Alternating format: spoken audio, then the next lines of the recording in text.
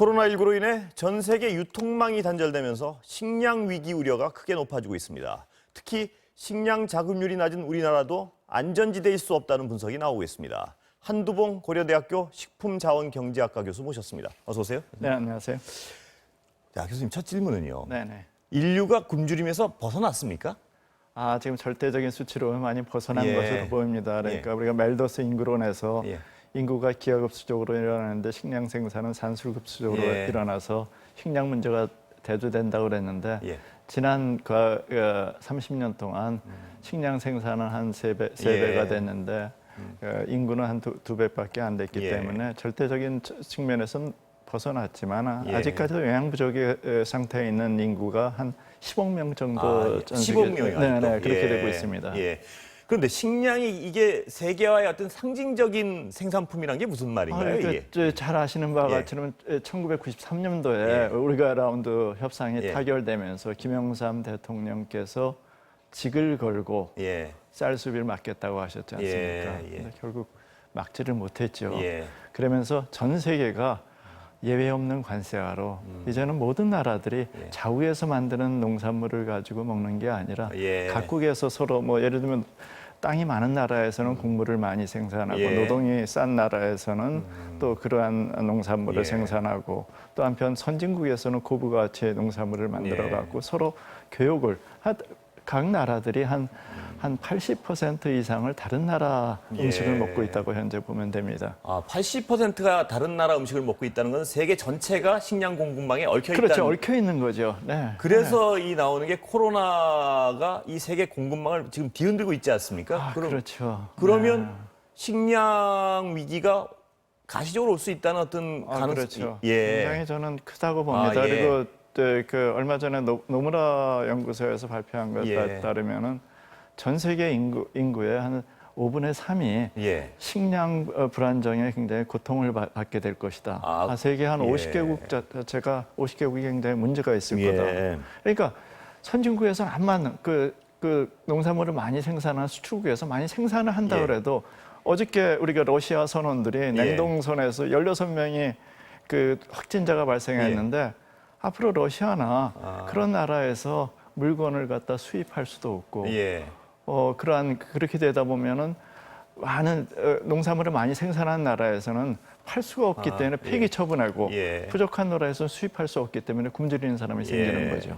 그러니까 식량 자체가 절대적으로 부족한 것이 아니고 유통망이 깨지다 보니까 많이 생산하는 나라는 버리게 되고 생산이 없는 나라는 굶게 되고 이 말씀이죠. 그렇죠. 그리고 도축장 문제 같은 것도 심각하다는 거예요. 우리가 한번 예를 들어 보시면은 미국에서 얼마나 심각했냐면은 미국에 우리나라 이들 가축을 생산해 갖고 도축을 하지 않습니까? 도축장에서 우리나라 쿠팡 이런 그 물류센터에서 확진자가 많이 생산된 것처럼 그 도축장이나 가공 공장에서는 냉동 시설이 돼 있기 때문에 사람들이 잘 몰랐다는 거죠. 근데 거기서는 실제적으로 굉장히 노동 강도가 높기 때문에 확진자가 많이 발생되니까 40%의 육가공 공장이 스탑을 해서 그러니까 중단을 했습니다. 그러다 보니까 트럼프 대통령께서 그 긴급 전쟁 긴급권을 마스크 생산뿐만 아니라 고기 도축장에다가 생산을 하라. 그러니까 굉장히 삶의 고기를 안 먹고 산다는 거는 삶의 질을 얼마나 떨어뜨리겠습니까? 그래서 미국에서는 마스크 생산 그리고 고기를 도축하라 하는 도축장에 대한 긴급 명령권을 트럼프 대통령이 발동했습니다. 도축을 못하게 되면요, 교수님. 그러면 농장에 도축이 돼야 될 소돼지가 살아있는 거 아니겠습니까?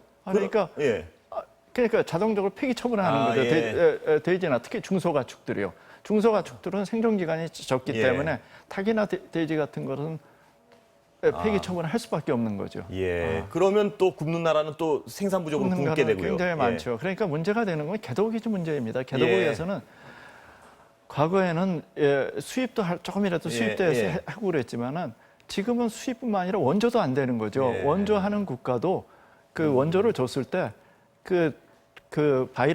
코로나 바이러스가 자국에 수출국에 들어올 걸 걱정해서 그 원조도 안 한다는 거죠. 원조도 줄고 또 코로나로 인한 경기 침체가 굉장히 예. 심각하다 보니까 돈도 부족한 거죠. 예. 북한도 비슷한 상황이라고 보지 북한도 않을까. 심각하게 보시는 네네, 거죠? 북한도 심각하죠. 북한이 예. 심각하다고 보는 것은 예. 중국이 한 1월 20일경에 예. 국경 봉쇄를 하다 보니까 그 북한의 교역량의 대부분을 차지하는 예. 중국, 그리고 많은 식량 문제도 중국을 예. 통해서 해결했는데 그것이 당장 중단된 거죠. 그러다 예. 보니까 지금 북한의 민심이라든가 이러한 그 식량이 없으면 아무것도 할 수 예. 않겠습니까? 움직일 수가 없으니까요. 예.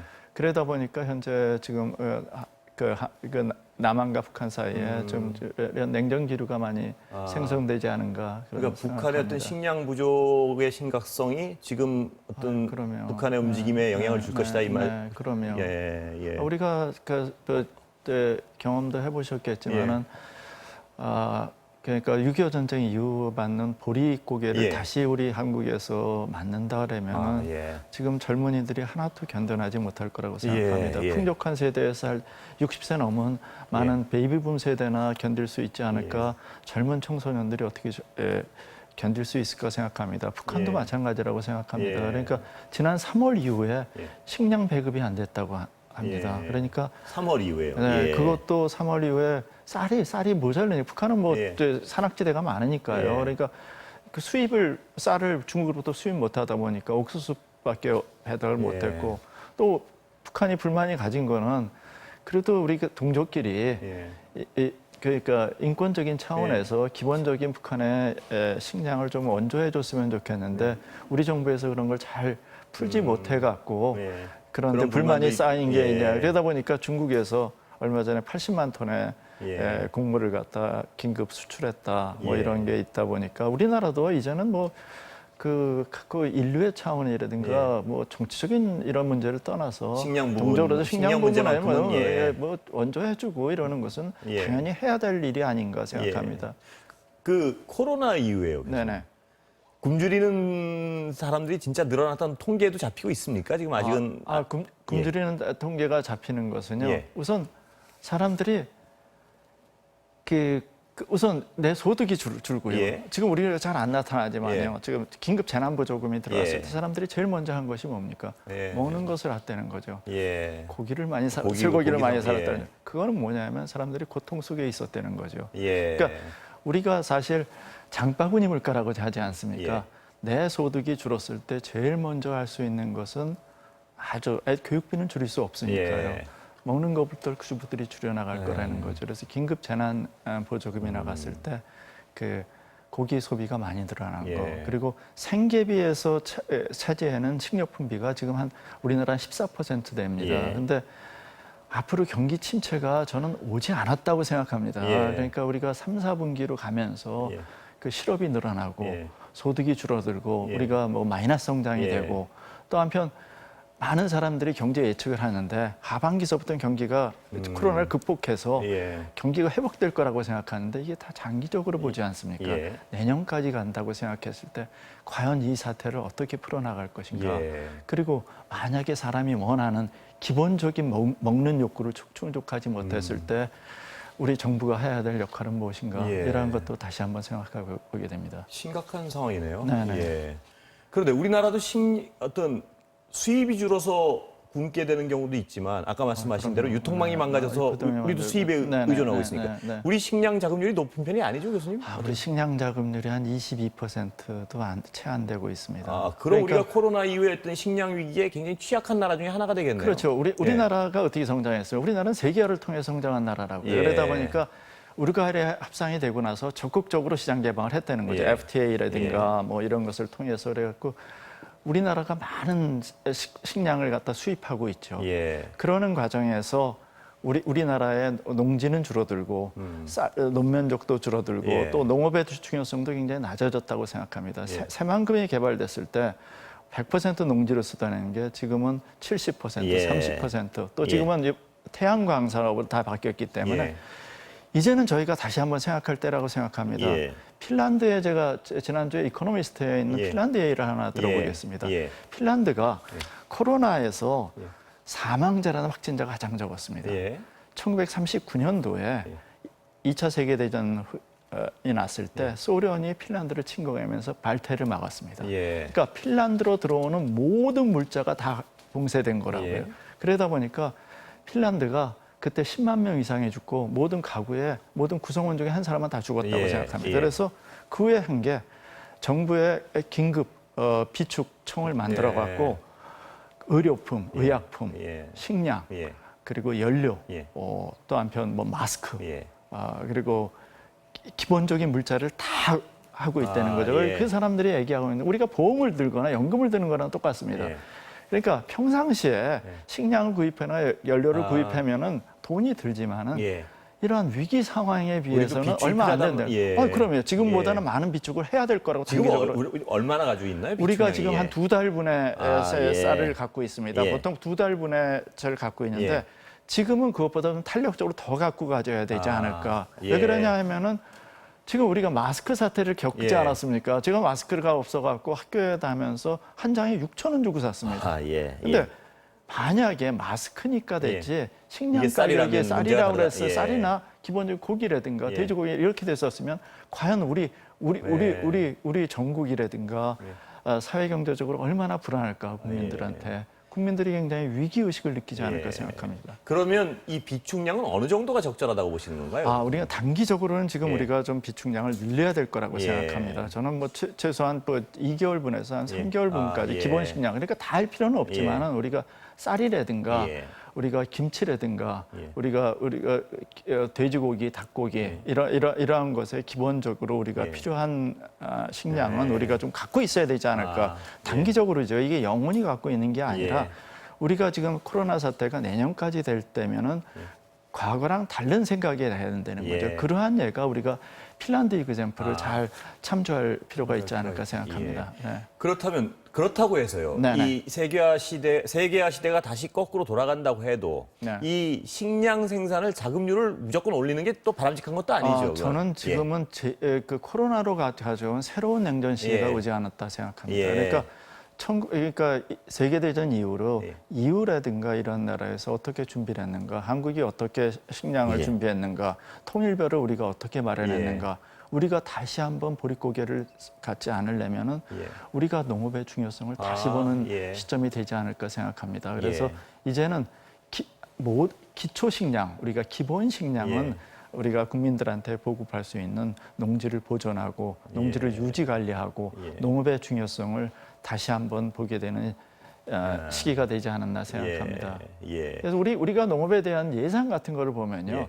지금 농업보조금이 한 농업 예산의 한 3 내지 5% 정도 농업 생산액에 농업 생산의 3 내지 5% 되는데 선진국은 10%가 넘습니다. OECD 평균이 한 11%가 되고 우리나라랑 비슷한 농업력을 갖고 있는 노르웨이는 한 50%, 스위스는 한 40%가 됩니다. 그래서 그거는 뭐냐 하면은 노르웨이나 스위스 같은 나라는 이러한 긴급 상황에서 식량의 중요성을 알고 정부가 대비하고 있다는 거죠. 우리나라는 지금 북한도 식량난에 어렵고 또 그 정치적으로 굉장히 민감한 상황이니까 이제는 농업이라든가 식량의 중요성을 다시 한번 우리 정부가 한번 생각하고 고민해야 될 때가 되지 않았나 생각합니다. 우리의 어떤 필수적인 식량 부분에 대해서는 자급률을 상당히 지금보다 높여야 된다는 말씀이시죠? 그러니까 과거에 우리가 생각해 우리가 라운드 협상에 타결돼서는 돈만 있으면 우리가 경제 성장이 되면 언제라도 사올 수 있다고 생각했는데 지금은 전쟁으로 일하는 게 아니라 바이러스, 그 건강에 의해서 우리가 수입하려도 수입하지 못하는 상황이 됐기 때문에 우리나라가 기초 식량을 국민들에게 안전하게 안정적으로 공급할 수 있는 기반을 마련해야 되지 않을까 생각합니다. 교수님 그런 지적을 하시는 주요 이유 중에 하나가 세계화의 과정이 어떤 거꾸로 흘러가고 있다는 그 부분 때문에도 그렇죠? 세계화가 여러 가지 긍정적인 면이 있지만 미국이라든가 모든 선진국에서도 빈부격차가 굉장히 심해졌고요. 미국 내에서도 식량 부족 상태에 있는 국민이 한 15% 됩니다. 그러다 보니까 지금 흑백 갈등이 일어났고요. 개도국가 선진국에 대한 격차는 지금 훨씬 벌어지고 있습니다. 그러니까 우리가 세계화에서 이렇게 어떤 약점으로 벗어나는 거, 좀 이렇게 만약 소홀히 됐던 부분을 이제 한번 다시 한번 보고 우리도 마찬가지 아닙니까? 우리나라에서도 이제는 과거의 성장 위주 정책에서 이제는 형평 위주 정책, 분배 정책으로 가듯이 세계화의 여러한 가려져 있던 부분을 갖다 우리가 미리 준비하는 게 정부가 해야 될 일이라고 생각합니다. 오늘 말씀 감사합니다. 네, 감사합니다. 네.